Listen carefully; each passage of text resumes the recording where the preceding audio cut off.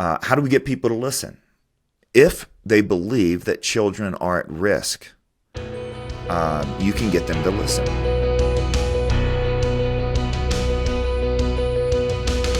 This person writes in, our public school started a gay-straight alliance club about 10 years ago. From what I know, it started because a young man moved to our community for a year who identified as transgender.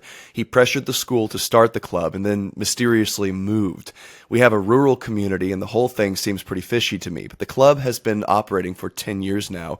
And this group has solicited local businesses to help fundraise for the youth involved in the Gay Straight Alliance. I'm wondering what my response should be as a believer. There is a gathering at a local brewery that is obviously restricted against the youth, meaning kids impacted by this can't attend the fundraiser because it's a brewery. It states that the age restriction is 21 on the flyer. Another business is hosting a drag show, limited again to adults over the age of 18. I'm really tempted to print flyers and sit down with local business members to educate them on transgenderism in youth. I appreciated your recent commentary. I think this was a point on Sweden ending prescribing of puberty blockers. I think I should be active in my community regarding this, and I think my local business leaders are simply ill-informed. What would be the appropriate way to address this in our community, and what resources can you point me to as we prayerfully engage with this?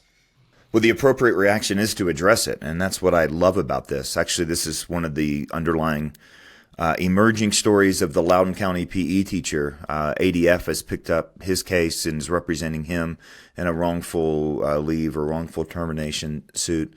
But this man's church has come out in incredible support for his testimony there at the Loudoun County School Board, and that's unusual. We had talked about this a number of times, that there's many churches that say things like, well, when, they make us host a same-sex wedding, or they make me as a pastor, or, do X, Y, or Z, then we'll stand up. But what that does is it leaves completely isolated the person in your congregation, like this PE teacher who has a calling from God, who's trying to live out his faith where he has been placed.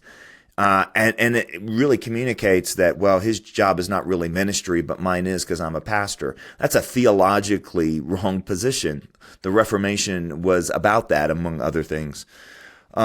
This idea that all callings are sacred, that all of life is lived before God, that every Christian is on mission. This is kind of core to what it means to follow Christ. And that gets lost in basically saying we'll protect Christian institutions, but not bakeries, or we'll protect pastors, but not PE teachers. And that's a distinction we need to discard of, and acknowledge that people have their fundamental rights of their conscience belong to God, not the state. That's a great thing. That's something that all Americans can get behind, much less all Christians should be able to get behind. Now, on this particular Gay Straight Alliance thing and the hosting of a drag show and all of that, this is another example of, look, do something, find something to do. I think, for example, going to these local business and say, look, before you sponsor this, here's what you need to know. The upside is you can play a 60 Minutes clip now, because 60 Minutes literally did a piece a couple weeks ago talking about detransitioners. In other words, the narrative that everyone's really clear on their internal gender identity, and we should, bend heaven and earth and science and policy to accommodate that. That's just not true. And good for 60 Minutes to not pretend like these people don't exist. That's actually what motivated this PE teacher to stand up and say something. I've just started to notice that more and more and more in the sexual revolution, there's people who don't fit the narrative, and they're not supposed to exist. Women who regret their abortion, siblings who have sibling guilt, grandparents who feel like they were robbed of their children, embryos, that are left in freezers. I mean, you could just go down the line. That's what this whole thing is about. And 60 Minutes actually pointed it out. And I'm so grateful that they chose to do that. What a courageous thing for 60 Minutes to do. And they took incredible heat from it. The girl who was really courageous. Look, it's right now, if you come out and question your gender, it's an incredibly, gender dysphoria is obviously a mental disorder that is painful and troubling, and a psychological disorder. And I can imagine that saying something about it publicly could take some courage. But immediately, whatever you say is completely endorsed and embraced. To come out and say that I thought this, but I was wrong, that's real courage right there. And what these people need are other people to stand with them. I love this idea that this guy had about sitting down with local business members. I think, yeah, why not? Why not just say, look, I understand you guys support this, and I know why you support this. But here's the other side of it that you don't know about. And every Christian can do that. I think that's really, really important. The other thing I think we need to do is pull back the veil on some of these things. The drag show.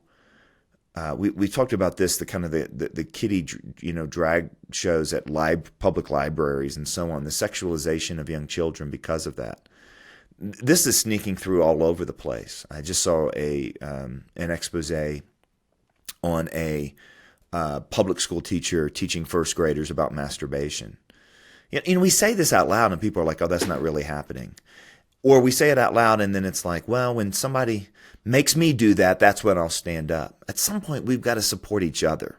That's what I feel like is missing. I actually had an extended conversation with a Loudoun County teacher about this story just last week following this. And basically saying, look, here's your options. You can lay low and it may or may not affect you. And you probably, can get to retirement and, maybe not have to make this really hard decision. You don't necessarily have to go and speak in front of the school board like this PE teacher did. But I tell you what that does is it just pushes it down the line. It leaves this PE teacher undefended, and it leaves the next generation of teachers undefended. And I think that in many school districts across the country, you're going to see some extra woke stuff being put into the curriculum, being put into teacher in-service, and being mandated and checked up on at a new level. I think you're going to see more of that in school district after school district. Right now, you have a window of opportunity to loudly support the right of this teacher to A, love his students, B, have concern about, the way we rush into gender transitioning and puberty blockers and that sort of thing, and the right of him to have his faith. Even if you don't share that faith, you have an opportunity to stand up for this guy. Will you get in trouble if you do? You bet. But now's your chance to win. You're not going to win 5 years from now. And so that's what I love from this question. And I think you're right to connect these two because we have a window of time to say something, and that window, it has greater and greater. As that window gets smaller, the consequences for saying something get bigger and bigger and bigger. This is a really key point. We've been saying, look, do this, find a way to do this. Somebody's got to do this, and if no one decides to do this, and the reason people don't do it is because they tend to see what the risk is to themselves. And trust me, there's risk to yourself. There's a choice that we will increasingly have to make between our financial well-being, our retirement, or whatever else. Expect to pay the price. I mean, just expect it. But what would make someone pay that price? If we believe that children are at risk, most people will pay the price.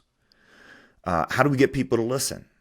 If they believe that children are at risk, you can get them to listen. And so I want to point to that angle of look, put the kids' rights first. It's not it's not even religious freedom that leads on this, although it's important. It's that, you know what? We're selling this to kids, and we're not even sure it's true. And Emily Gall spoke at Wilberforce. She has been behind something that we can link to for this question, and it would be a worthwhile place to go. It's called Promise to America's Children, where she says, look, one of the roles we have to play is to commit to protect kids' minds, their bodies, and their sacred relationships. Protect their minds. When we have kind of porn aggressively attacking them, that's an attack on the kids' minds. If you have porn happening through sex education, that's an attack on their minds. We want to protect their bodies. We know this is the case when it comes to things like their adult relationships. But we know what the scandals are in the church and the Boy Scouts and other places. Their bodies need to be protected, and their bodies need to be protected from experimental medicine, right? So in other words, all this fits together, that because we care about children's minds, their bodies, and their important relationships, because we care about their future, this is a way that we can all at least start raising and waving the flag in a way that is that hopefully that's helpful.